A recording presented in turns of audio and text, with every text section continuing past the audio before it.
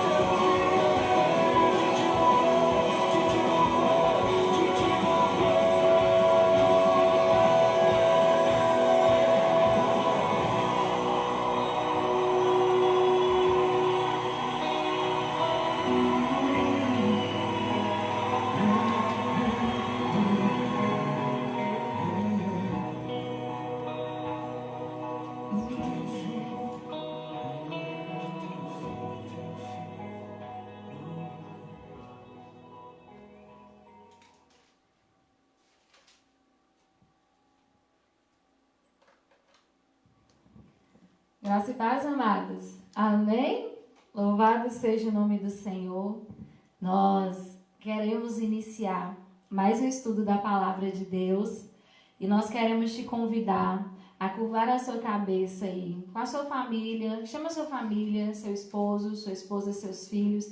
Chame a sua casa para sentar e aprender a Palavra do Senhor. Pegue sua Bíblia e vamos juntos ver e ouvir o que Deus tem para nos ensinar nesta manhã. Então, eu quero te convidar a fechar os seus olhos e convidar o Espírito Santo de Deus para que nos ensine. Espírito Santo de Deus, nós te louvamos, nós te agradecemos, porque Jesus disse que Ele iria para o Pai e nos deixaria o Teu Espírito Santo, que nos ensinaria todas as coisas, que nos faria lembrar de todas as coisas, que nos transformaria, que nos consolaria. E nós te bendizemos, Espírito Santo de Deus, e te convidamos para nos instruir em toda a verdade que nos liberta. Nós te convidamos para nos convencer dos nossos pecados, nós te convidamos para nos convencer das nossas falhas. E nós pedimos que mais uma vez a Tua Palavra, ó Deus, que a Tua Palavra encontre lugar em nossos corações. Que as nossas mentes estejam totalmente disponíveis para receberem a Tua verdade. E que as nossas mentes sejam transformadas. Que nós possamos compreender qual é a boa, perfeita e agradável vontade do Senhor. E que nós sejamos instruídos em toda a verdade. Fica conosco, Deus. Fica em cada casa, em cada lar.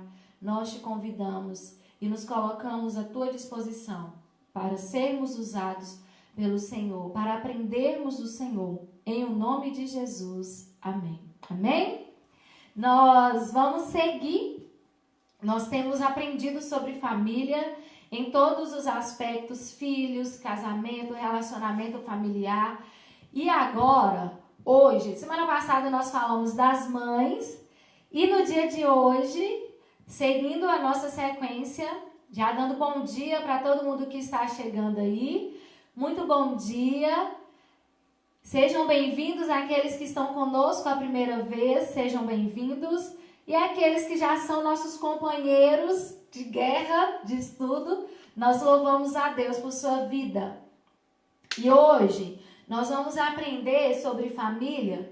E especificamente nós vamos aprender sobre infidelidade conjugal, um inimigo silencioso.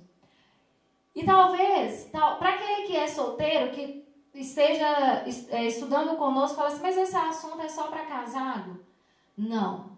Quando nós estamos em Jesus, nós precisamos aprender tudo, principalmente aqueles que querem constituir família, uma família embasada na palavra de Deus. Deus começa a nos preparar para esse novo tempo e nós que já estamos no casamento. Nós temos muito que aprender com o Senhor. E hoje nós vamos aprender sobre a infidelidade conjugal. E por que a infidelidade conjugal é um inimigo silencioso? E quais cuidados nós precisamos ter em relação a esse inimigo? Então vamos lá, abra sua Bíblia no livro de Hebreus, capítulo 13, versículo 4. Hebreus, capítulo 13, versículo 4, é o nosso texto base. Hebreus 13, 4, diz assim: que o casamento seja respeitado por todos e que os maridos e as esposas sejam fiéis um ao outro. Deus julgará os imorais e os que cometem adultério. Que o casamento seja respeitado por todos e que os maridos e as esposas sejam fiéis um ao outro. Essa é a instrução da palavra de Deus para as nossas vidas. Pesquisas apontam que 21% dos homens já traíram e 11% das mulheres já traíram também. E muitas dessas traições, elas aconteceram na internet. E é interessante nós falarmos desse assunto e nós falarmos da internet, porque nós temos visto que a internet hoje, ela pode ser usada tanto para o bem quanto para o mal. É algo que está acessível a todo mundo. E nós percebemos a mídia, ela fazendo um grande esforço para tornar a traição algo muito normal, para tornar a traição algo atraente, uma aventura, algo excitante, uma aventura apaixonante. A mídia, através das novelas, através dos filmes, ela incentiva a questão da traição. E muitas pessoas estão se deixando ser convencidas por isso. E é interessante nós pensarmos que muitos cristãos que realizaram casamentos do Senhor estão caindo nas ciladas que o inimigo tem preparado para destruir a família. Porque esse é um dos pontos que ele tem usado para destruir a família, que é a infidelidade conjugal. E quando nós falamos de infidelidade conjugal, nós vamos ver que a Bíblia inteira, do Antigo Testamento até o Novo Testamento, trata desse assunto.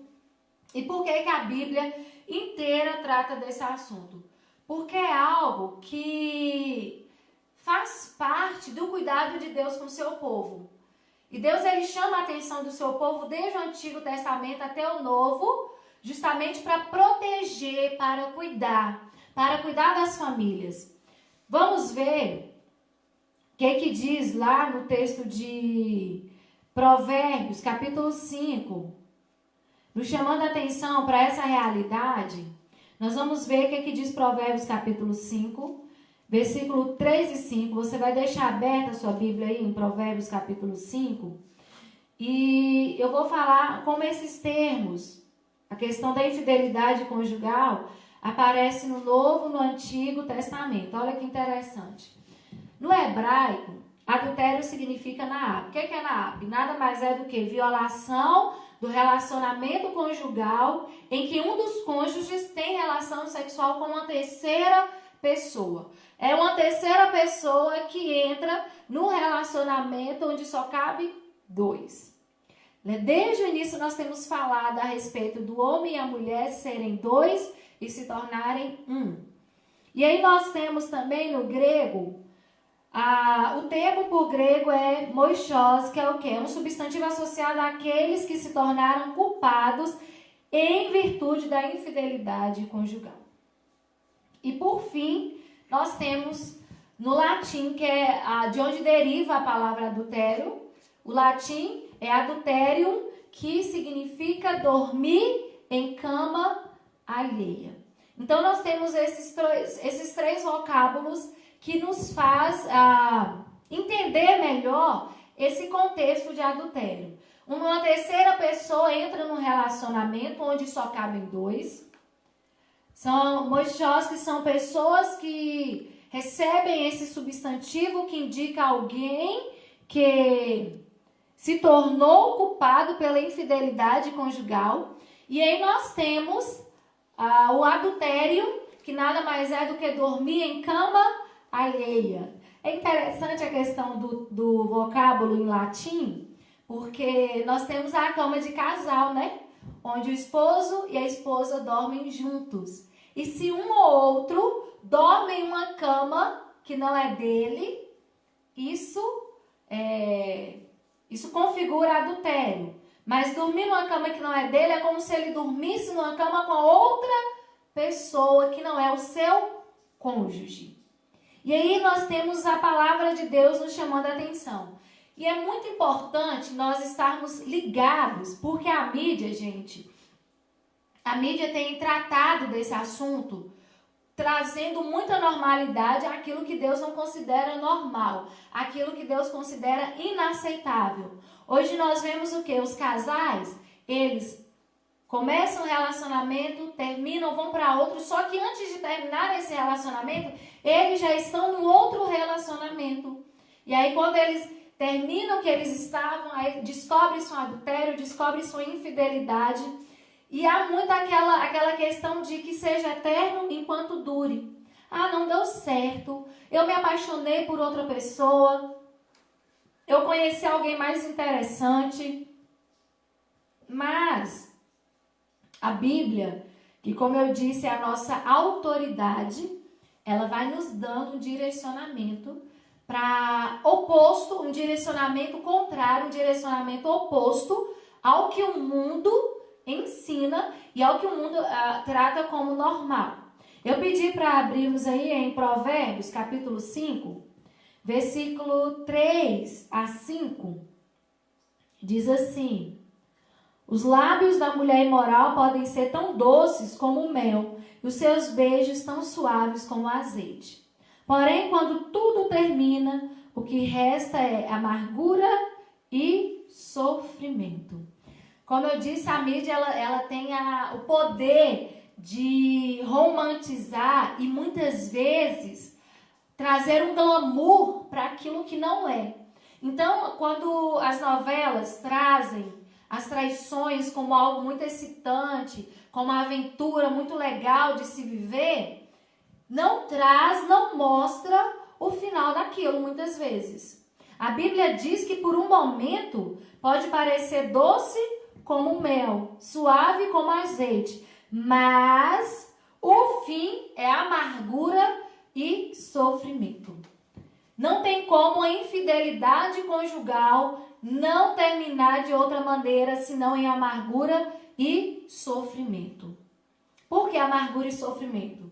Porque os filhos sofrem e o cônjuge sofre. É uma arma tão poderosa que o inimigo utiliza para destruir famílias, que essa destruição acompanha filhos até a vida adulta. Muitos filhos repetem o comportamento dos seus pais, ou muitos filhos rejeitam o casamento porque não querem vivenciar aquela história de tristeza, de amargura, de decepção que um dos pais viveu lá atrás. Então é uma destruição que, se não ter cuidado agora, acarreta para a posteridade, acarreta para as futuras gerações. Tão poderosa que é essa arma que o diabo utiliza para destruir a família. Nós precisamos entender que o adultério, a infidelidade conjugal, traz vergonha, traz desonra e traz morte. Não tem outro fim. Vergonha, desonra e morte. Abra comigo lá, a sua Bíblia já está aberta em Provérbios 5. Você só vai ler comigo o capítulo 6, do versículo 20. Vê comigo, capítulo 6, do 20 ao 33. Os perigos do adultério. Os perigos do adultério. Ou os perigos da infidelidade conjugal. Filho, faça o que o seu pai diz e nunca esqueça o que a sua mãe ensinou. Guarde sempre suas palavras bem gravadas no coração. Os seus ensinamentos o guiarão quando você viajar. Protegerão você de noite e aconselharão de dia. As suas instruções são a luz brilhante e a sua correção ensina a viver. Elas livrarão você da mulher imoral e das suas palavras sedutoras. Não seja tentado pela sua beleza, nem caia na armadilha dos seus olhos tentadores. Qualquer homem pode ter uma prostituta por pouco dinheiro, mas o adultério custará a ele a sua própria vida. Será que você pode carregar fogo no colo sem queimar a roupa? Será que você pode andar em cima de brasas sem queimar os pés? O homem que dorme com a mulher de outro corre esse mesmo perigo. Quem fizer isso terá de sofrer muito. Quem rouba comida para matar a fome não é desprezado. Porém, se é apanhado, tem de pagar 7 vezes mais. Ele precisa entregar tudo o que tem.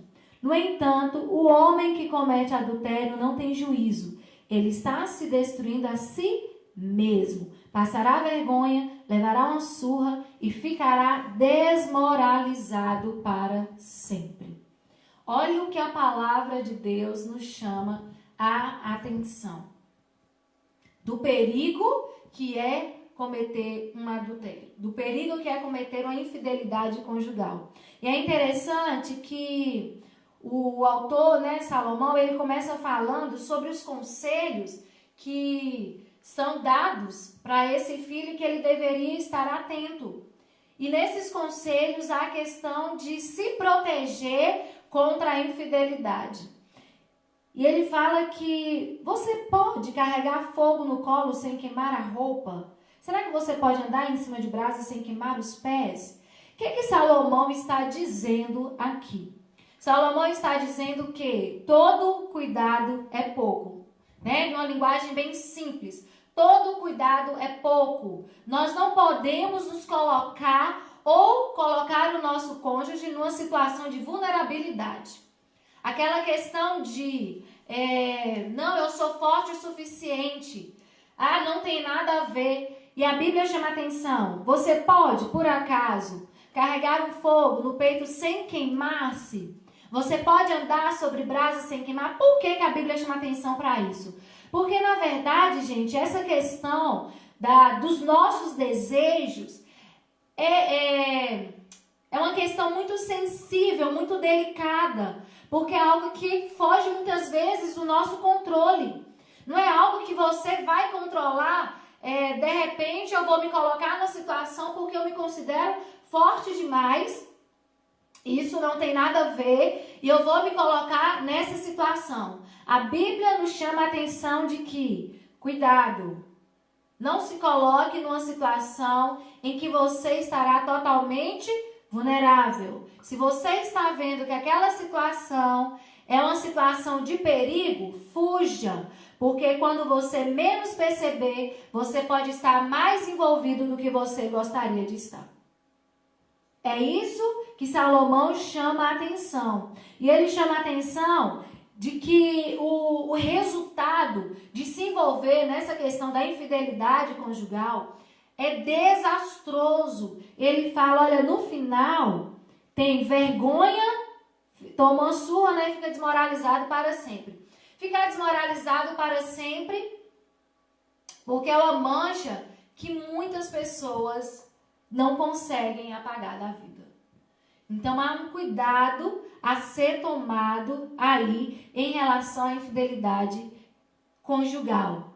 E é muito interessante que nós vimos que as pesquisas hoje com a questão da internet fala que muitas dos adultérios ou da infidelidade conjugal acontece por meio da internet.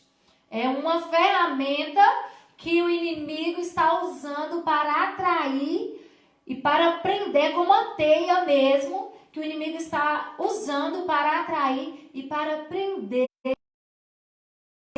pessoas que deveriam estar comprometidas com o seu cônjuge, mas acabam caindo nessa teia, nessa armadilha que o diabo tem preparado para muitos.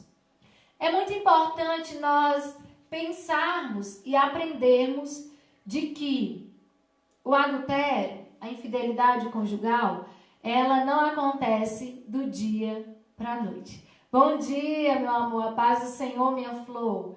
O adultério, gente, ele não acontece do dia para a noite. É muito sutil. Nós precisamos entender que o inimigo ele tem a sutileza para agir. Ele nunca vai levar uma pessoa para essa situação de hoje para amanhã. Nunca vai levar para essa situação de hoje para amanhã. Então eu quero hoje que nós nos atenhamos aos cuidados que precisamos ter. Seja você solteiro ou seja você casado. Seja você comprometido com alguém ou não. Por quê? Por que eu falo a questão da solteirice? Porque nós precisamos, eu falei lá no início, se nós queremos construir um casamento em Deus, nós precisamos aprender sobre o que Deus nos ensina. E muitos solteiros têm levado para o casamento maus hábitos. E é preciso corrigi-los agora. Então, muitos solteiros levam para o casamento esses maus hábitos, principalmente da infidelidade, de não se comprometer com ninguém. Então, a palavra de Deus, ela vai nos guiando e ela vai nos mostrando qual deve ser ou quais devem ser os cuidados que precisamos tomar em relação a isso, em relação ao nosso coração, em relação à nossa mente, em relação aos nossos sentimentos. Quais cuidados que eu preciso tomar? Primeiro, gente, como eu disse, ninguém começa traindo da noite para o dia. Não existe, se descobre. E quando se descobre, já acontecia há muito tempo e tem um início, tem uma razão, teve uma isca que foi lançada e a pessoa caiu. Primeira coisa que eu quero que nós nos atenhamos é para a questão do flertar. É muito interessante esse termo flertar, por quê? Antigamente, bem antigamente, usava-se muito esse termo, né? Está flertando, porque era algo muito inocente, as pessoas flertavam umas com as outras. Nas novelas antigamente, né? Aquelas novelas de época. E aí, eu tô sentindo falta dos comentários, tá? Das participações. Podem participar e podem comentar. Mesmo que o assunto é mais pesado, mas eu gostaria que vocês participassem como sempre participam. E o flertar, gente, o que é flertar? É uma discreta insinuação de interesse. Sempre começa pelo flertar.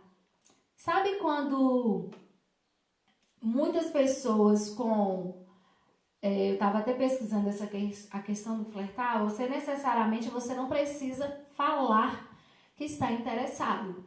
O flertar você usa o comportamento, o flertar você usa toda uma linguagem corporal para dizer que está interessado ou que está disponível.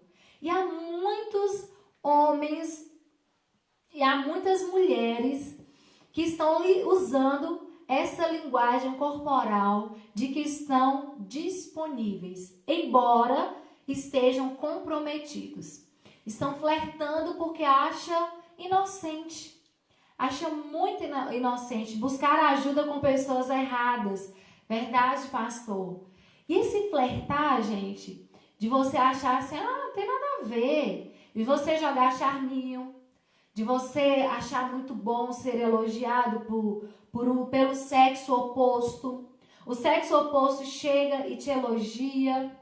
E você começa a deixar que aquilo entre no seu coração. E você começa a baixar a guarda. Porque é assim que começa. Você começa a baixar a guarda porque o sexo oposto começa a te elogiar. Você começa a dar sinais de interesse com olhares, com o comportamento, com a linguagem corporal. E aí você vai deixando se prender vagarosamente por essa teia maligna. Vagarosamente. Porque, como eu disse, não é do dia para a noite.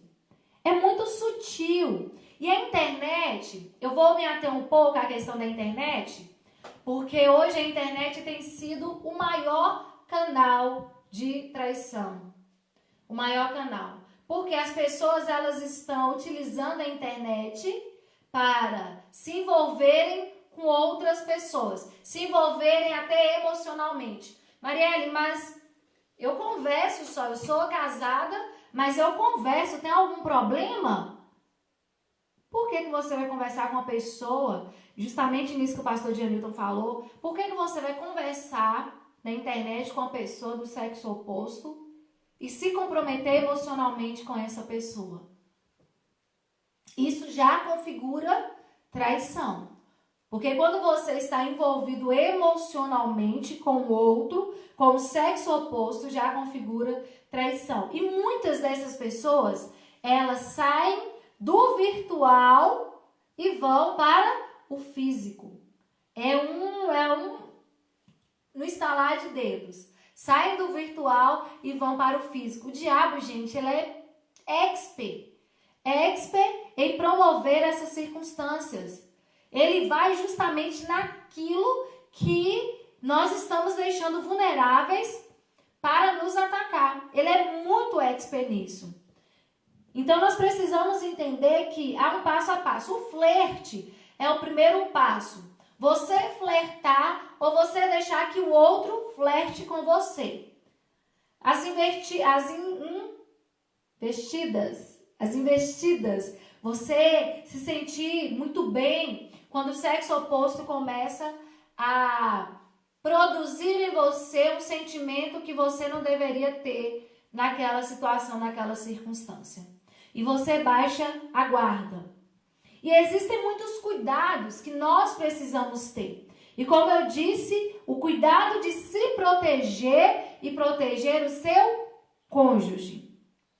Porque não adianta você se proteger e deixar o seu cônjuge vulnerável. E eu trouxe aqui, baseado na palavra de Deus, alguns cuidados que nós precisamos ter e alguns erros que nós cometemos nessa questão da infidelidade conjugal. Porque nós também cometemos erros. E aí é onde nós precisamos estar atentos. Peça ao Espírito Santo para que esteja te revelando e para que esteja te ensinando e te mostrando quais partes da sua vida que precisam ser ajustadas. Bom, então vamos lá. Mateus 6, vamos abrir comigo? Nós vamos caminhar muito pela palavra de Deus. Mateus 6, versículo 22, diz assim. Mateus 6, versículo 22. Os olhos são como a luz para o corpo. Quando os olhos de vocês são bons, todo o seu corpo fica cheio de luz. Porém, se os seus olhos forem maus, o seu corpo ficará cheio de escuridão. Assim, se a luz que está em você virar escuridão, como será terrível essa escuridão? Mariela, o que é que isso está querendo dizer? Aquilo que você olha, os olhos, gente, algumas pessoas, né, alguns poetas até dizem que os olhos são a janela da alma.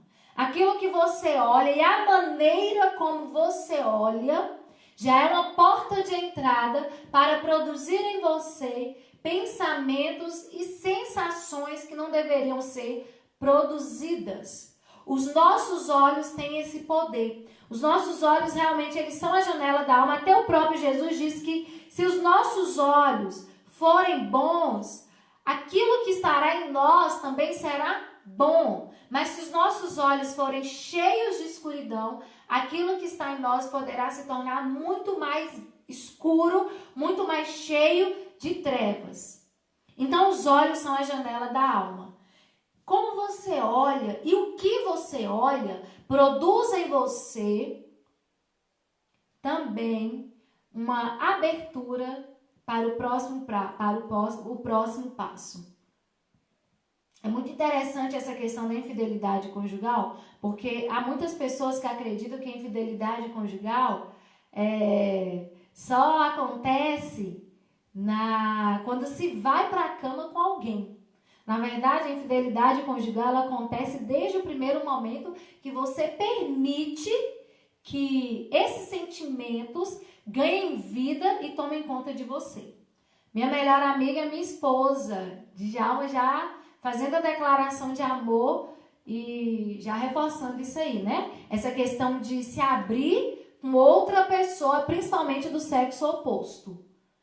Principalmente, é muito engraçado essa questão de se abrir para o sexo oposto, que não é o seu cônjuge. É perigoso, porque você pode colocar numa situação de se envolver emocionalmente e aí você pode se apaixonar pela pessoa que não é seu marido, pode se apaixonar pela pessoa que não é sua esposa. O coração do homem, ele é enganoso, ele é vulnerável. É isso que a Bíblia diz. E voltando a essa questão dos olhos, a maneira como você olha pode dizer se há trevas ou se há luz em você. Porque os olhos são a janela da alma. E aí tem alguns perigos e alguns erros que muitos casais cometem e se colocam numa situação de perigo. E nós vamos ver. Eu falei acerca do flertar, que é um perigo que nós precisamos ter cuidado. E aí nós temos também o comprometimento condicional. O que é o comprometimento condicional, gente? É você não estar plenamente comprometido com o seu cônjuge. Você está parcialmente comprometido. Você se compromete com algumas partes do relacionamento, mas não se compromete com outras. é muito interessante essa questão de não estar comprometido totalmente. Por quê? Não estar comprometido totalmente com o cônjuge nada mais é do que você fazer aquilo que para você é bom. Não, você entende que até ali você pode ir, mas dali para lá não tem nada a ver, não tem problema. Você não está plenamente comprometido com a pessoa e com os votos que você fez no altar. Sabe aquela questão de você ver um homem ou uma mulher na rua e fazer alguns comentários que não são favoráveis, né? Ou numa roda de amigos ou numa roda de amigas, você falar questões sobre uma pessoa, sobre o sexo oposto, mesmo sabendo que você tem um comprometimento com aquela pessoa que você se casou. Você tem um comprometimento com aquela pessoa. Não podemos ter segredos, verdade? E é perigoso se abrir com quem você não conhece. E essa questão desse comprometimento condicional, né? E não ser um comprometimento inteiro de alma, corpo e espírito, abre brechas também. Porque você numa roda de amigos, os amigos estão falando sobre muitas mulheres e você participa dali como se você não tivesse comprometimento com ninguém. Isso é estar comprometido condicionalmente com o seu cônjuge. Na frente dela ou na frente dele você tem um comportamento e na ausência você tem outro. Isso se chama comprometimento parcial. É você se esquecer dos votos que você fez no altar. Eu acho interessante que Provérbios, capítulo 5, lá em Provérbios, capítulo 5, no versículo 15, diz assim: seja fiel à sua mulher, e aqui nós vamos colocar a sua mulher, ao seu esposo. Seja fiel à sua mulher e dê o seu amor somente a ela. Seja fiel à sua mulher e dê o seu amor somente a ela. Ou seja fiel ao seu esposo e dê o seu amor somente a ele. Não se comprometer inteiramente com os votos que você realizou no altar e você comentar e você falar de outras questões que trazem ou que expõem o seu cônjuge a uma situação delicada, também é uma porta para o adultério. Muitos homens ou muitas mulheres, eles se colocam nessa situação de vulnerabilidade porque eles começam a olhar o sexo oposto de maneira diferente. Isso, a Bíblia diz que um abismo chama outro abismo. E o que isso leva? Quando você não se compromete inteiramente, quando você não se compromete 100% com o seu cônjuge, isso leva ao quê? A ausência e frieza emocional. O que é a ausência e a frieza emocional? É você não se importar com as necessidades do outro. Lembra que eu comecei falando que o adultério, a infidelidade conjugal, ela não acontece do dia para a noite.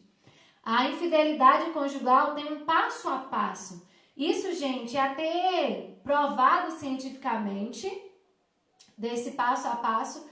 E com qualquer casal que passou por uma situação dessa e que foi restaurado, se você sentar para conversar, vai dizer que algumas circunstâncias que tornaram frágeis o relacionamento. E essa ausência e frieza emocional é um outro cuidado que precisamos ter para que não aconteça dentro dos nossos casamentos. É você não se preocupar com as necessidades do outro. Não está comprometido 100%, se comprometer parcialmente e não se preocupar com as necessidades do outro. E não se preocupar com as necessidades do outro, muitas vezes, verdade, Val, vira uma bola de neve, né? Muitas pessoas preferem permitir que uma dessas coisas aconteça para depois pedir ajuda. Mas o ideal é você buscar em Deus o discernimento espiritual para que não chegue a esse ponto. E a ausência e essa frieza emocional, quando chega dentro do relacionamento, gera o quê? Gera comparações. E é interessante essa questão da comparação, por quê?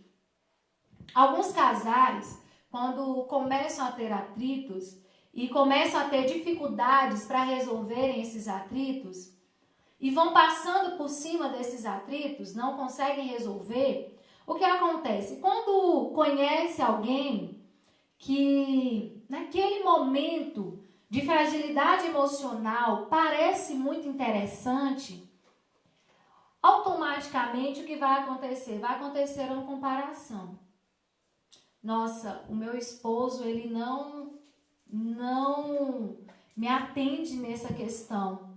Nossa, a minha esposa, ela não me atende nessa questão.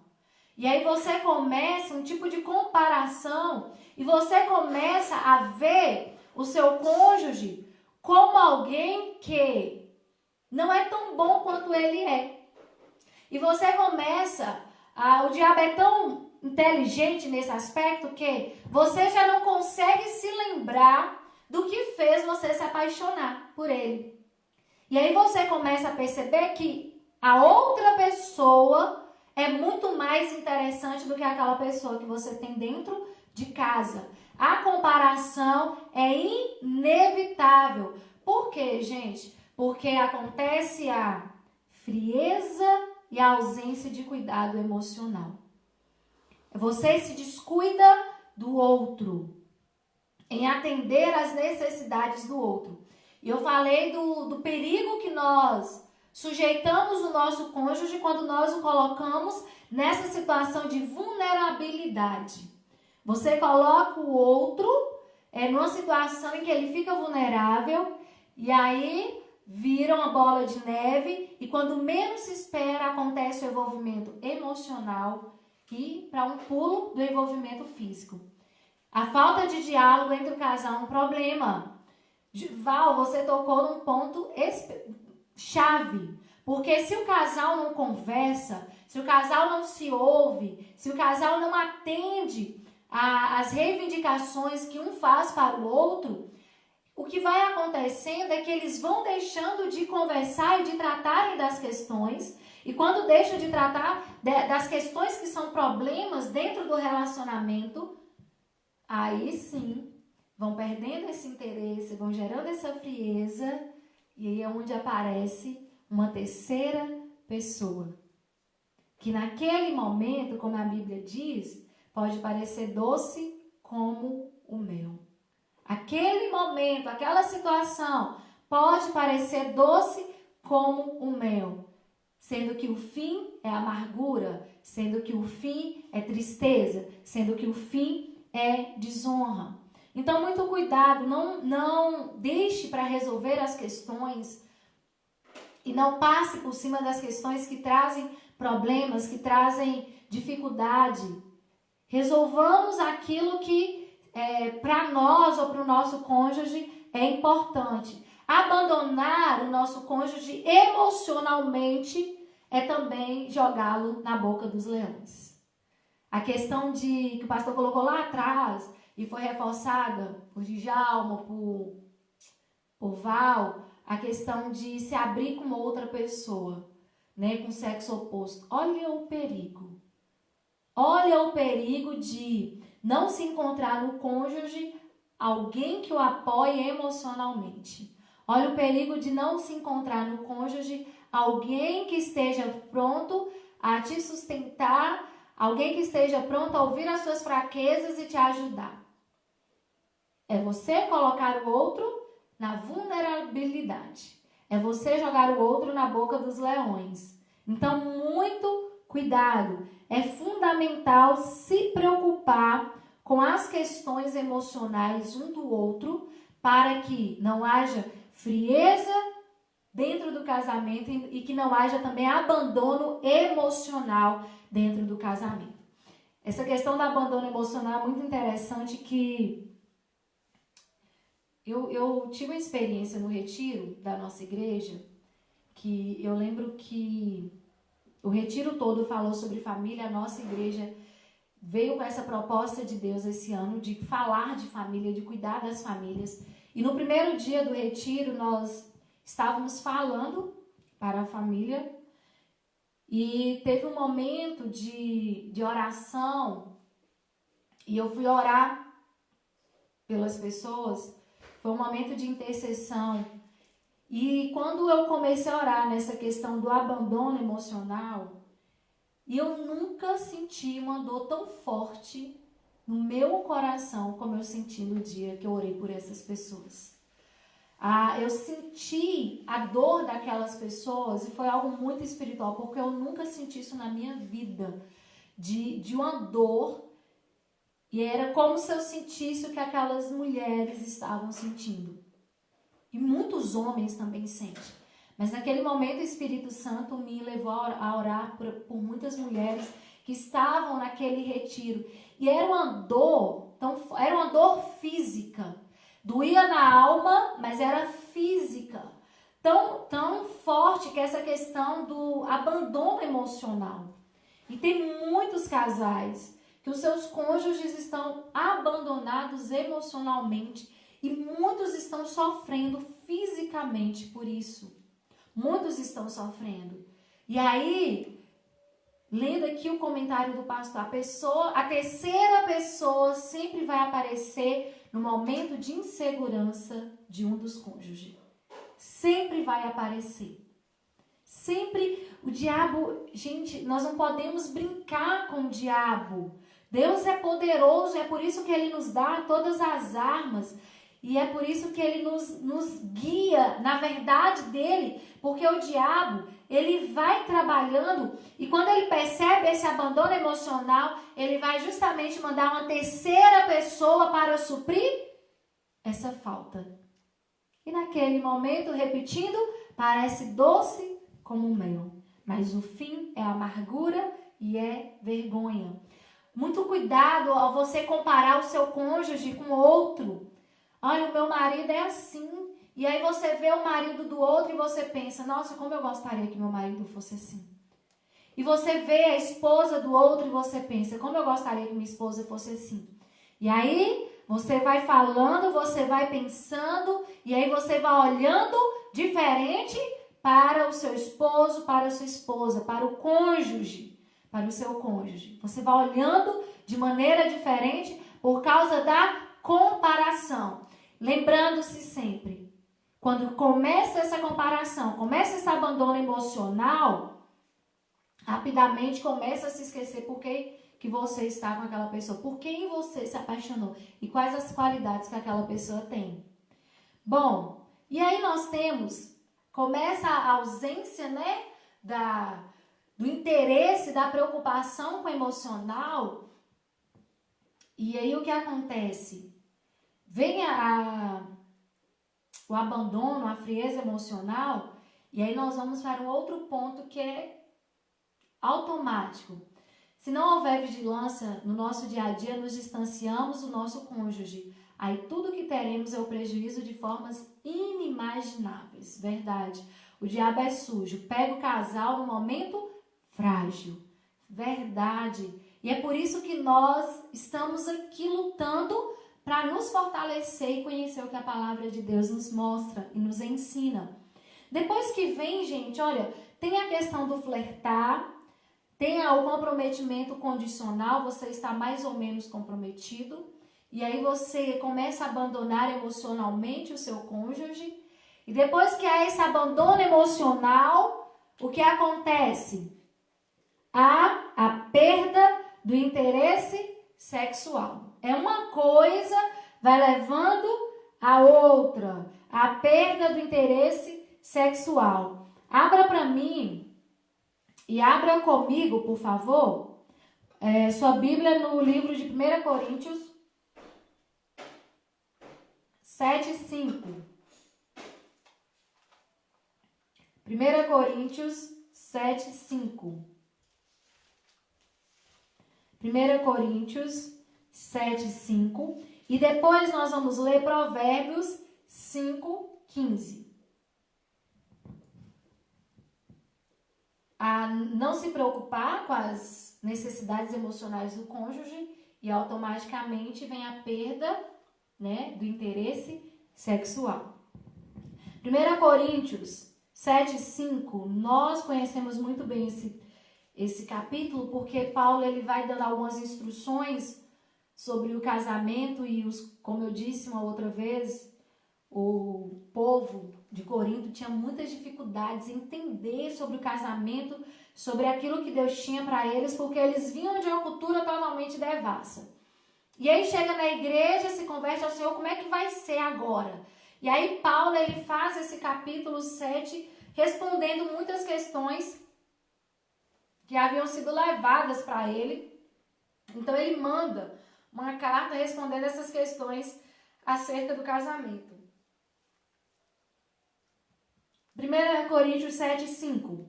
Que os dois não se neguem um ao outro, a não ser que concordem em não ter relações por algum tempo, a fim de dedicar-se à oração. Mas depois devem voltar a ter relações, a fim de não caírem nas tentações de Satanás, por não poderem se dominar. A perda do interesse sexual dentro do casamento coloca o cônjuge também numa situação de vulnerabilidade. Coloca o cônjuge numa situação na boca dos leões, na cova dos leões. Por quê, gente? A Paulo ele chama a atenção e fala, olha, não se neguem um ao outro, a não ser que haja um acordo mútuo, e isso por um breve período de tempo, por pouco tempo, para que vocês não sejam tentados. Paulo ele entende que nós podemos ser tentados quando nós nos negamos um ao outro. É muito interessante que tem a questão de muitas mulheres. Eu vou falar mulheres, eu não sei se o homem faz isso. Se o homem tiver coragem de comentar, pode comentar aí. Ou se você conhece algum homem que faz, também pode comentar. Mas há muitas mulheres que utilizam o sexo para manipular os seus maridos. E quando essas mulheres elas querem alguma coisa, o que elas fazem? Elas manipulam seus maridos por meio do sexo. Mas manipulam como? Muitas mulheres fazem greve de sexo. Enquanto as coisas não acontecem do jeito que elas querem, elas se negam aos seus maridos, aos seus esposos. E a palavra de Deus condena esse tipo de comportamento. A palavra de Deus diz que não se pode negar um ao outro, a não ser que haja consentimento mútuo para um período de oração. E é um curto período de oração. Nós precisamos ter muito cuidado. Como eu disse, muitas vezes nós estamos criando um ambiente propício para o diabo chegar e lançar a isca e nós sermos pegos por ela. Se negar ao seu cônjuge, é perigosíssimo e é errado. É a questão também de dormir em camas separadas. Nós precisamos pedir ao Espírito Santo de Deus que nos instrua na verdade de Deus, para que aquilo que nós queremos fazer próprio da nossa natureza, que é errado, que manipula o outro e que dá brecha para o inimigo nos lançar numa situação de vergonha, numa situação de desprezo, que o Espírito Santo nos corrija. Então, se negar ao cônjuge é pecado. Se não há o consentimento dele para isso, é pecado. Se você utiliza o sexo como uma arma, como uma barganha, é pecado. Porque o sexo, ele foi criado por Deus para ser usufruído dentro do casamento como a mais íntima expressão de amor do casal. Jogar o outro na boca do lobo. Justamente isso. Muitos cônjuges têm enfrentado problemas por causa disso. Então, não se negar. Não se negar. É isso que a Bíblia fala. E homens também têm se negado às suas mulheres. Mulheres se negam aos seus maridos e os homens também têm se negado às suas mulheres, contrariando o que a Bíblia nos orienta. Não se neguem. E se isso acontecer, que seja por um breve espaço de tempo, para que vocês não sejam tentados. Nós estamos falando para famílias e às vezes a gente pensa que isso acontece lá fora. Mas é muito triste quando nós vemos que dentro da casa do Senhor muitos casais têm estado nessa situação de vulnerabilidade por falta de maturidade, por falta de entendimento e de convencimento do Espírito Santo de Deus. Não se neguem um ao outro. E aí, Provérbios, volta lá para mim, Provérbios 5:15. Eu li e vou repetir. Que o seu amor... Li, mas não decorei, né? Seja fiel à sua mulher e dê o seu amor somente a ela. Seja fiel à sua mulher ou seja fiel ao seu esposo e dê o seu amor somente a ela. A ele. Né? Então, a greve de sexo ou negar-se sexualmente ao seu cônjuge não resolve as coisas. Não resolve. Pelo contrário, abre uma brecha gigantesca para a infidelidade conjugal dentro do seu casamento. Uma brecha gigantesca. E aí nós temos a questão do... É um passo a passo, né, gente? Não acontece do dia para a noite, como eu tenho dito.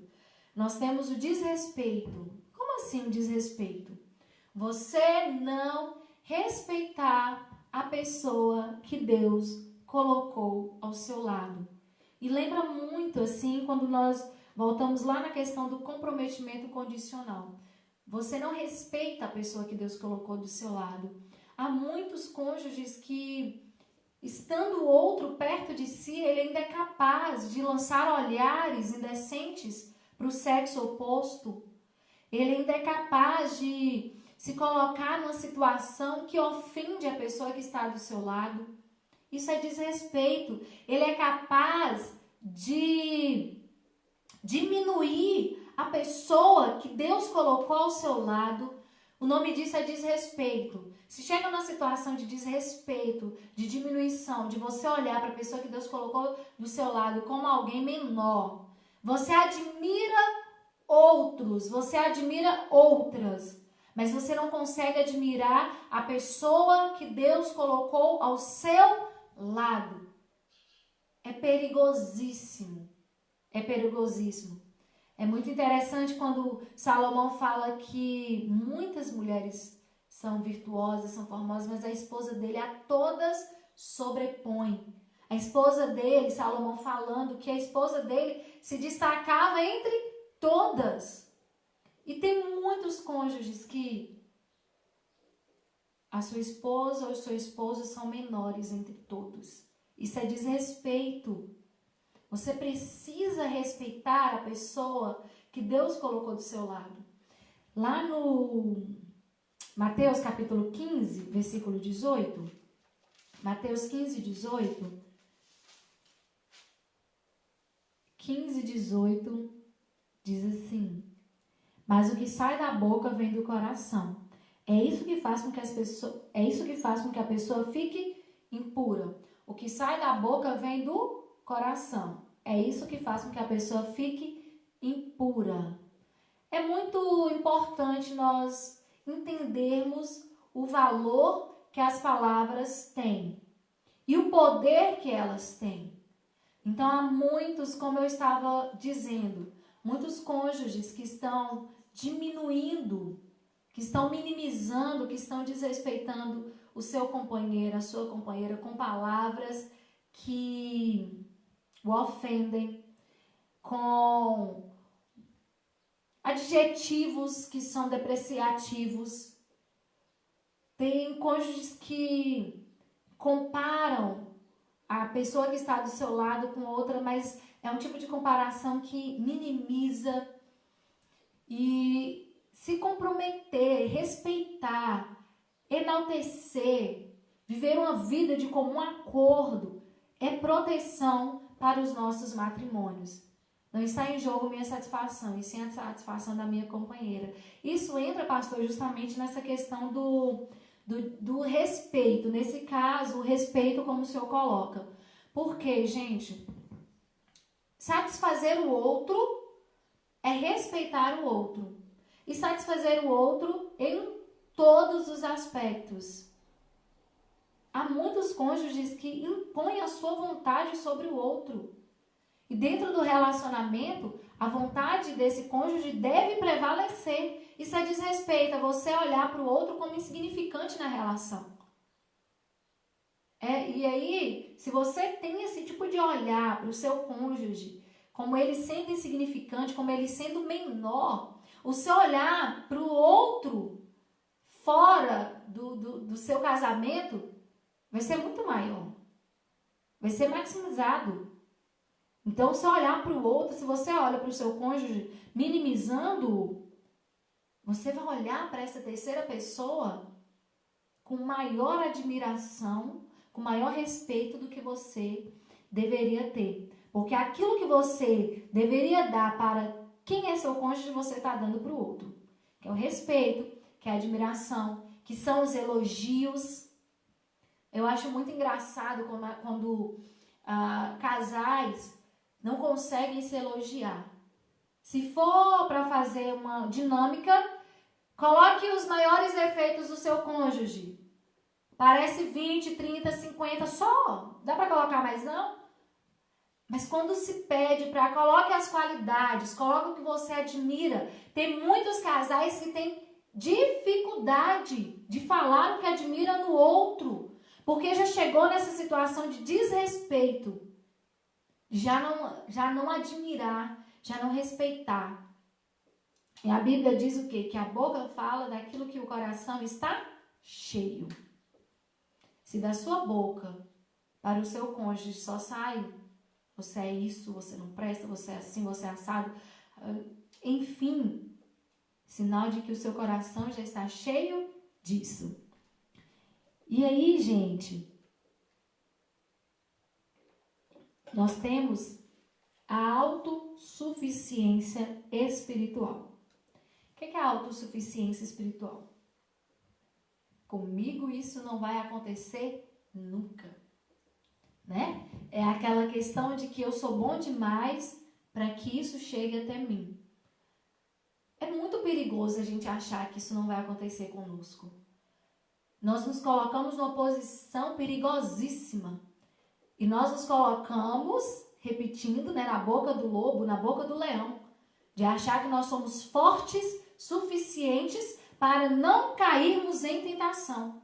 É muito perigoso isso. Você olha para o outro e fala, fulano caiu, mas comigo isso não vai acontecer. O nome disso é autossuficiência espiritual. O nome disso é orgulho espiritual. De acharmos que isso conosco nunca vai acontecer. Quando nós achamos que não vai acontecer conosco, nós estamos nos colocando numa situação de perigo. Se isso não vai acontecer conosco, para que então que eu vou ter todos esses cuidados? A Bíblia nos chama a atenção para justamente nós termos cuidado, porque ninguém está imune. E se eu não estou imune de cair, o que eu preciso fazer? Eu preciso vigiar, eu preciso estar posicionado em Deus. Tanto eu preciso estar posicionado em Deus, o meu cônjuge precisa estar posicionado em Deus, para que o meu casamento seja consolidado. Olha o que a Bíblia diz lá em 1 Coríntios 10, 12. 1 Coríntios 10, 12. E Mateus 26, 41. 1 Coríntios 10, 12. Mateus 26, 41. Essa questão da autossuficiência espiritual é algo que eu vou me ater um pouco. Mateus 26, 41. Se num primeiro instante você começou a perceber de que algo pode ser perigoso para você, procure ajuda imediatamente. Imediatamente. Nós não precisamos deixar que isso aumente, que isso cresça. E também nós não podemos achar que vamos vencer sozinhos. Vamos vencer sozinhos. É necessário ajuda. Começou algo que você já percebe que já está muito estranho, busque ajuda. Não pense que, eu vou dar conta, eu vou sozinho, eu dou conta disso. Não. Busque ajuda. Você tem no seu cônjuge o seu melhor amigo. Você tem no seu cônjuge o seu melhor amigo. E um deve ajudar o outro. Um deve ser o apoio do outro nessas questões. Se você percebe que o seu cônjuge pode se colocar numa situação que o comprometa, avise-o, coloque-se como, nesse relacionamento, coloque-se como atalaia, como vigia. E o cônjuge da mesma maneira. Não nos coloquemos em situação, não nos coloquemos vulneráveis para o outro, no sentido de você lançar o seu cônjuge para que ele fique vulnerável a essas circunstâncias, mas nos coloquemos como vigias e como atalaias. Aquele que vai olhar e talvez o cônjuge não está percebendo que tem alguma coisa diferente, que tem alguma coisa estranha, mas o outro percebe. O outro percebe. Se o outro percebe, escute, ouça, porque nós cuidamos da vida um do outro. Nós precisamos nos proteger. Um relacionamento deve ser de proteção de ambas as partes. Não deve ser só um lado. Ambas as partes precisam se proteger. Lá em 1 Coríntios 10, 12 diz o quê? Aquele que está de pé, cuide para que não caia. Cuidado. Se você está de pé, tenha cuidado para que você não caia. É justamente a questão de acharmos que somos bons demais. Não. Se eu estou de pé, se meu casamento está de pé, o que eu vou fazer? Aí é que eu vou orar, aí é que eu vou buscar, aí é que eu vou vigiar para que ele continue de pé. Estarmos atentos a esses detalhes que a palavra de Deus nos chama a atenção. Tem que haver respeito mútuo, sim, em todas as situações, em todas as circunstâncias. A palavra de Deus vai nos chamando a atenção. Olha, cuidado, presta atenção aqui. Não dê essa oportunidade ao inimigo. Cuidado onde você está pisando. Mas isso não tem nada a ver. Como eu disse lá no início, a mídia está com essa questão de não tem nada a ver. É tudo doce, mas no final é amargo como fel. É vergonha. Cuidado, aquele que está de pé, cuide para que não caia. E aí a Bíblia lá também, em Mateus 26, 41, diz o quê? Vigiem e orem para que não sejam tentados. É fácil querer resistir à tentação. O difícil mesmo é conseguir. Algumas versões falam que, deixa eu ler a outra versão. Vigiem e orem. Vigiai e orai. Mateus 26. É tão interessante que a Bíblia, ela tem gente que fala orai e vigiai, né? Mas a Bíblia, ela fala o quê? Vigiai e orai. Vigiai. Vigiai, vigiem e orem para que não caia em tentação. O espírito está pronto, mas a carne é fraca. O espírito está pronto, mas a carne é fraca. O diabo usa pessoas amigas, colegas, parentes, vizinhos para piorar situações que já estão ruins no casamento, fazendo comentários do tipo: se eu fosse você, eu não aceitava isso. Comigo não é assim. Lá em casa, abre aí para mim, fazendo um favor. Lá em casa, Lá em casa, eu que mando, etc e tal. São sugestões malignas, né?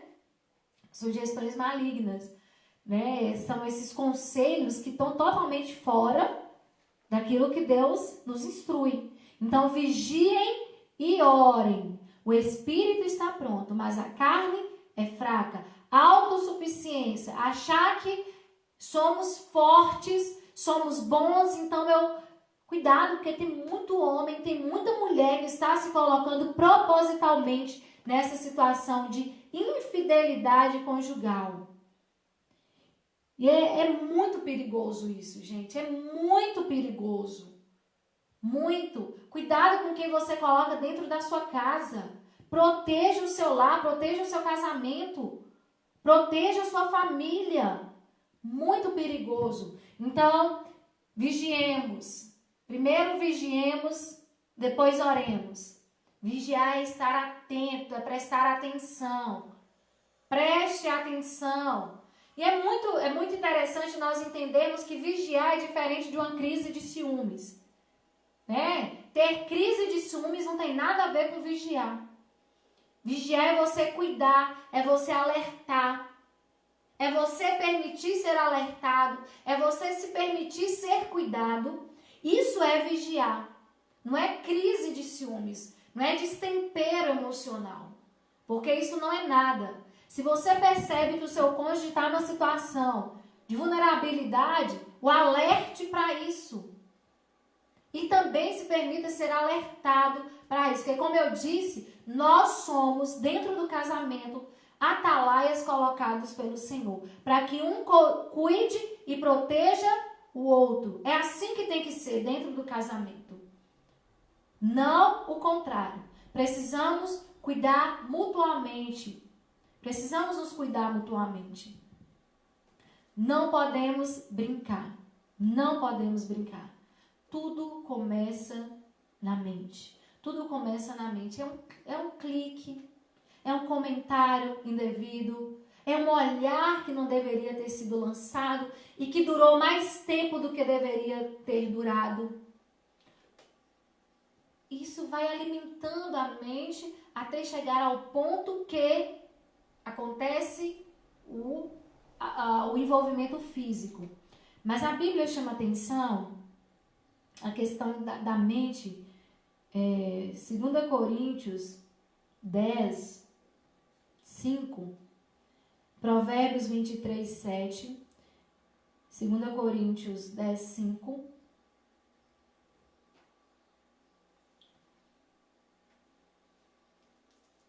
Segunda Coríntios 10, 5 e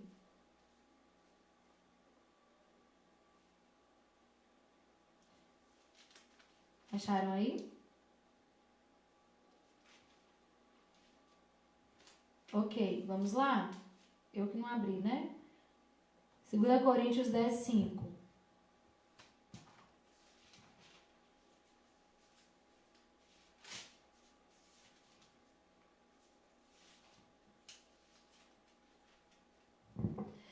E também todo orgulho humano, que não deixa que as pessoas conheçam a Deus. Dominamos todo o pensamento humano e fazemos com que ele obedeça a Cristo. Dominamos todo o pensamento humano e fazemos com que ele obedeça a Cristo. Muitos cônjuges têm permitido que os seus pensamentos divaguem sobre outros que não são seus companheiros. Tem alimentado esse tipo de pensamento. Tem olhado para algumas mulheres ou para alguns homens com pensamentos que não são puros, com pensamentos que não edificam. E a Bíblia chama a atenção, olha, leve todo pensamento a Deus, cativo ao Espírito Santo de Deus. A infidelidade conjugal, lá no início eu já tinha falado, eu estou reforçando, não começa com o físico. A infidelidade conjugal começa com envolvimento emocional. É assim que começa à infidelidade conjugal. Mateus 5, 27 e 28, diz assim: vocês ouviram o que foi dito, não cometa adultério, mas eu lhes digo, quem olhar para uma mulher e desejar possuí-la, já cometeu adultério no seu coração. Quem olhar para o outro com desejo de possuí-lo, já cometeu adultério no coração. Tudo começa com o desejo. Lá no Antigo Testamento, quando Caim e Abel foram oferecer a Deus as primeiras coisas, que foram trazer ofertas, foram levar ofertas para Deus, teve um momento que Caim ficou muito chateado e Deus falou: olha, Caim, o desejo está no seu coração. Cabe a você dominá-lo. E essa palavra de Deus para nós, o desejo está aí. Cabe a você dominá-lo. Sonhar com outras pessoas, pensar em outras pessoas, alimentar seu pensamento, alimentar seus pensamentos, seus desejos por outra pessoa. E é engraçado que nós podemos pensar assim: o meu cônjuge não sabe, porque eu estou pensando. Mas vamos nos lembrar que Deus tudo sabe e Deus tudo vê, inclusive o que nós pensamos, inclusive o que nós sonhamos. Então, olha, se você já olha para outra pessoa com desejo de possuí-la, você já cometeu adultério. E Provérbios capítulo 23, 7, diz que aquilo que o homem imagina na sua mente, isso é. Provérbios 23, versículo 7, para nós entendermos o poder,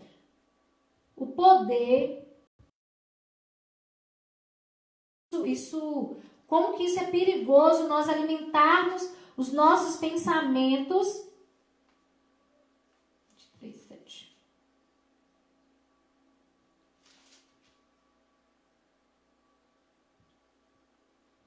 Aquilo que o homem pensa na sua mente, isso ele é. Aquilo que ele imagina.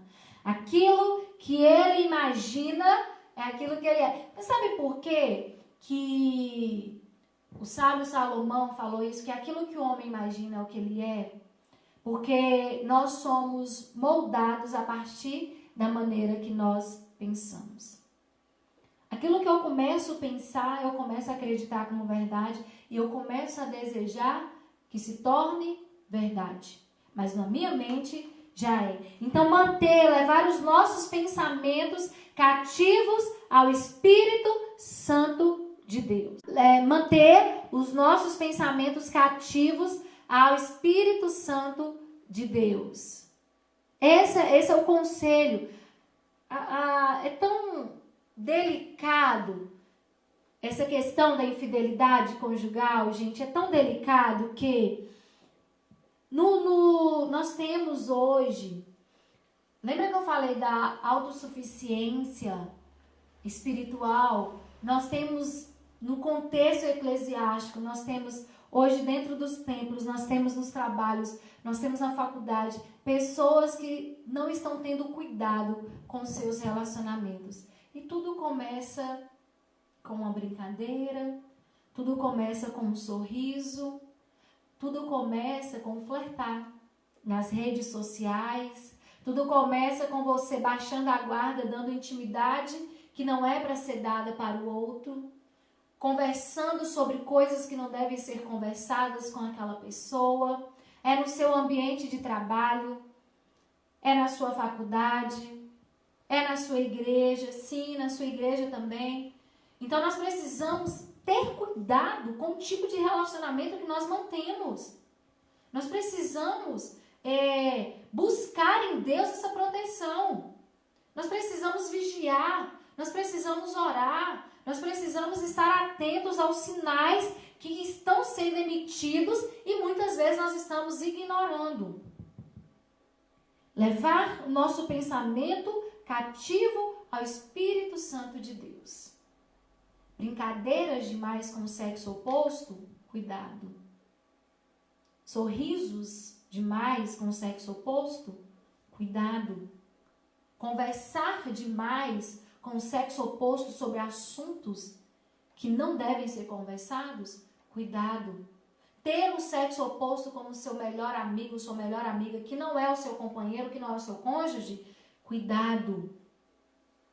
Deus está nos chamando a atenção. Adultério, dormir em cama alheia.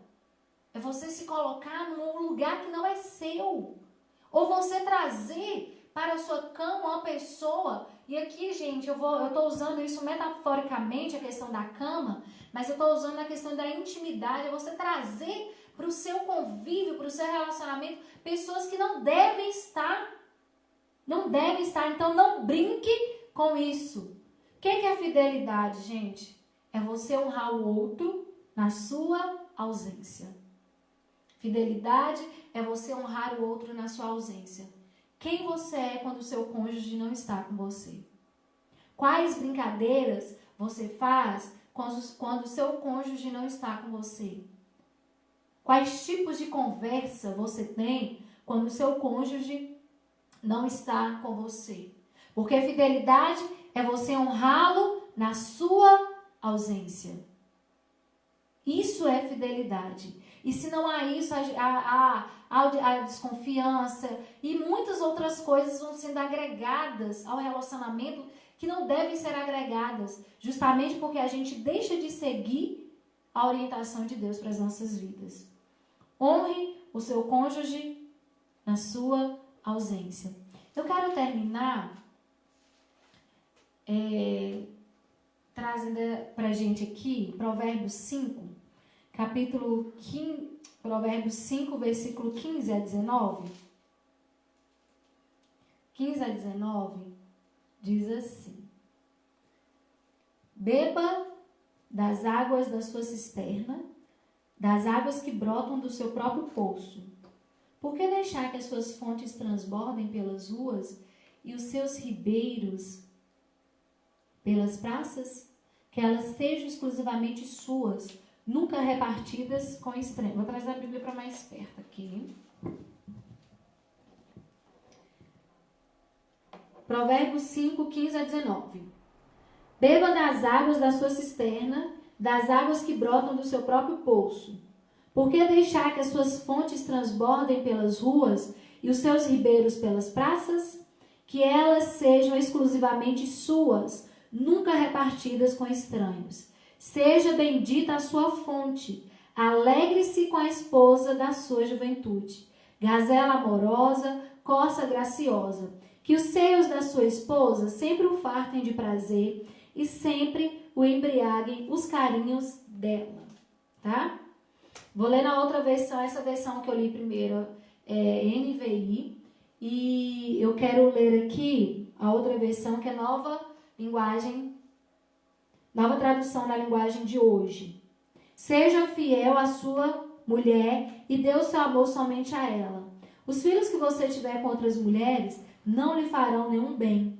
Os seus filhos devem crescer para ajudar você e não para ajudar os outros. Portanto, alegre-se com a sua mulher. Seja feliz com a moça com quem você casou, amorosa como uma corça, graciosa como uma cabra selvagem. Que ela cerque você com o seu amor e que os seus encantos sempre o façam feliz. Olha que interessante, gente.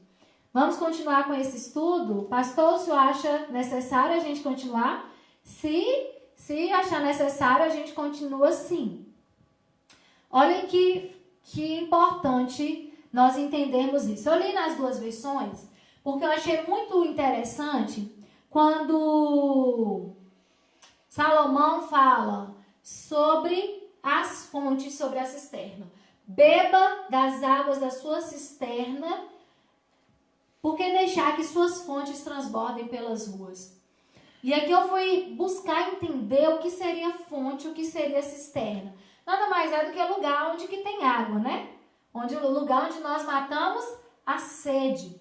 O casamento, e o outro deve ser essa fonte, deve ser essa cisterna. Eu vou falar fonte que é mais bonito que cisterna. O cônjuge deve ser essa fonte que sacie o seu esposo, a sua esposa, em todos os aspectos. E aí Salomão fala, olha, que você seja saciado das águas da sua cisterna. Por que deixar que as fontes transbordem pelas ruas? Ou por que buscar em outros lugares aquilo que você pode encontrar dentro do seu casamento? Por que buscar fora? Por que buscar na mulher estranha? Por que buscar em lugares que não é o ambiente que Deus criou para você? A sua esposa, o seu esposo devem ser essa fonte de saciedade. Devem te satisfazer em todos os aspectos. Espiritual, emocional, físico. E aí ele continua falando, olha, que elas sejam exclusivamente suas e nunca repartidas com ninguém. A fonte que você deve ser essa fonte exclusivamente para o seu cônjuge, da mesma maneira que ele deve ser exclusivamente para você. Nunca repartida com ninguém. Dê o seu amor, dê a sua motivação, dê o seu pique, dê os seus desejos sexuais, dê toda a sua atenção para o seu cônjuge. Se envolva inteiramente com ele, que é a sua fonte de satisfação. E seja para ele essa fonte de satisfação. E aí ele continua, alegre-se com a esposa da sua juventude, e que os seus da sua esposa sempre o fartem de prazer, e que você sempre se embriague. Sempre se embriague com os carinhos dela, com os carinhos dele. Se embriagar, eu nunca fiquei bêbada, gente. Mas, conjecturando aqui, se embriagar seria no sentido de você se encher tanto que você vai ficar satisfeito e vai ficar em êxtase. Seria você ficar plenamente satisfeito, ficar em êxtase. Se embriague com os carinhos do seu cônjuge. Se farte daquilo, da fonte que jorra do seu cônjuge, porque ninguém é uma fonte seca. Ninguém é uma fonte seca. Eu já passei desse tempo. Não. Nós somos fontes cheias e cheios por Deus. Então, eu quero te convidar, se por algum instante você pensou, já passei desse tempo. Aqui eu vou dar um exemplo. Tem Djalma que está com uma semaninha de casada aí, né, Djalma? Djalma e Hélida com uma semaninha de casados. Feliz aniversário, Hélida. Deus te abençoe e te amo, amiga. Nós temos Djalma e Hélida que estão com uma semaninha de casados. Mas também nós temos, agora assistindo conosco, pessoas que têm 25, 26 anos, 30 anos de casados. Irmão Nelson e Tchereni, com muito tempo de casados. Mas, amados, parece assim, né? Tá começando agora, tá no final? Não. Nós somos fontes inesgotáveis para satisfazermos um ao outro. Satisfazermos espiritual, emocional e sexual. O pastor tá com uns 20 quantos anos, pastor? 26, 27? Então, não pense assim, já passou, deixa isso para Djalma que está começando agora, deixa isso para Djalma e Hélida que estão começando agora a vidinha de casados. Não.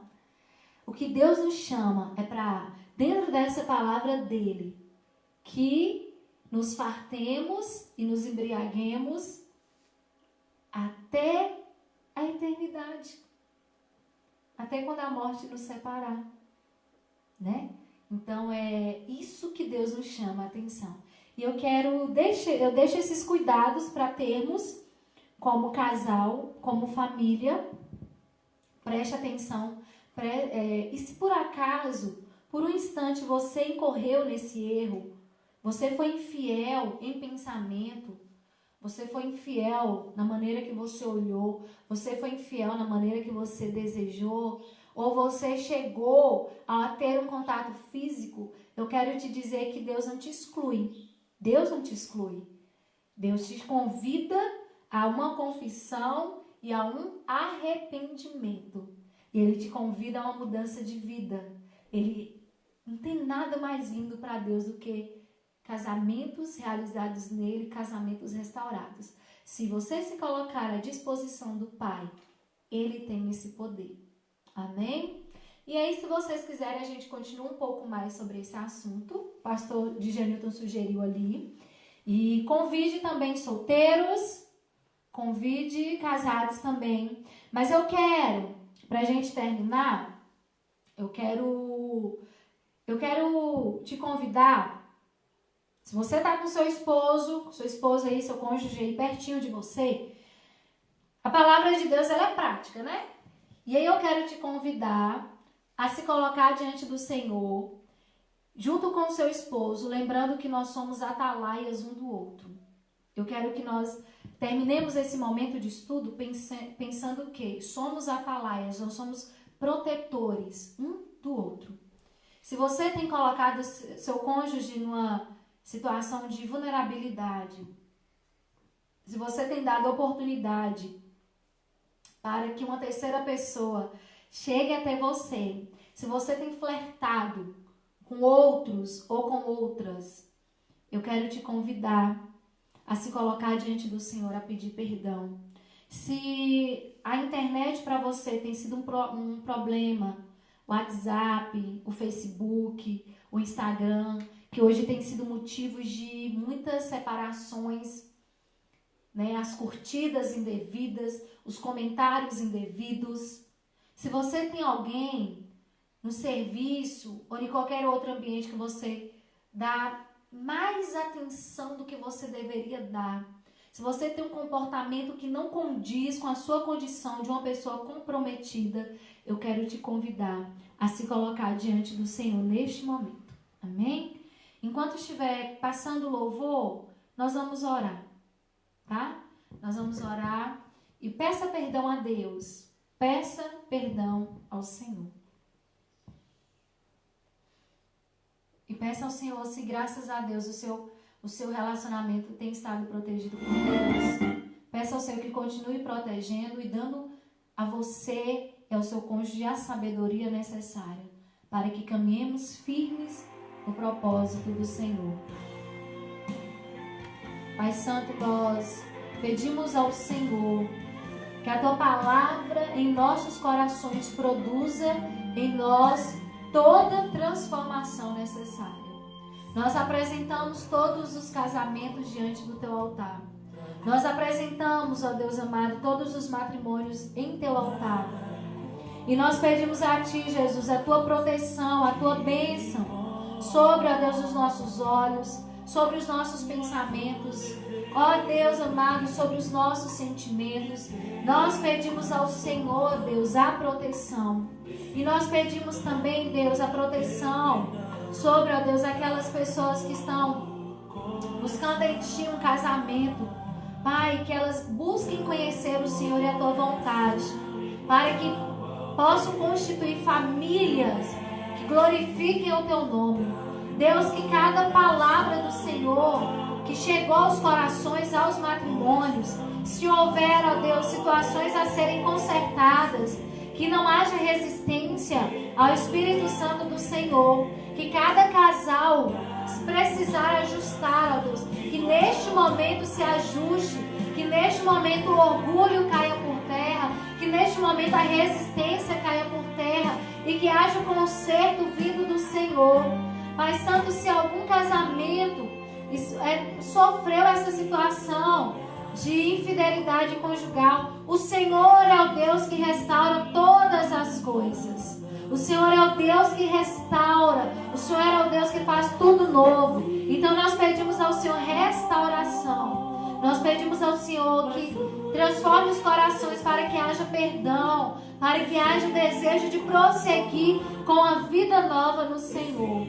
Pai Santo, nós pedimos a Ti que cada cônjuge se satisfaça com o companheiro, com a companheira que o Senhor os deu. Em nome de Jesus, que haja satisfação plena, que haja vigilância, que haja oração, que haja a tua palavra como direcionamento para os nossos casamentos. Em nome de Jesus. Amém.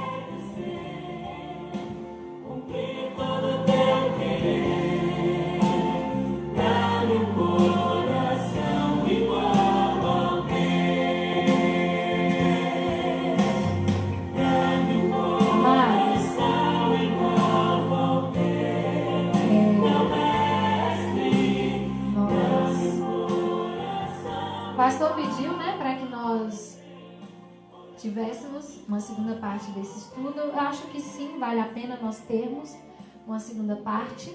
Precisamos nos proteger e proteger a nossa casa e proteger o nosso casamento, tá? E lembre-se, solteiros, não é que o assunto é infidelidade conjugal que você não precisa aprender.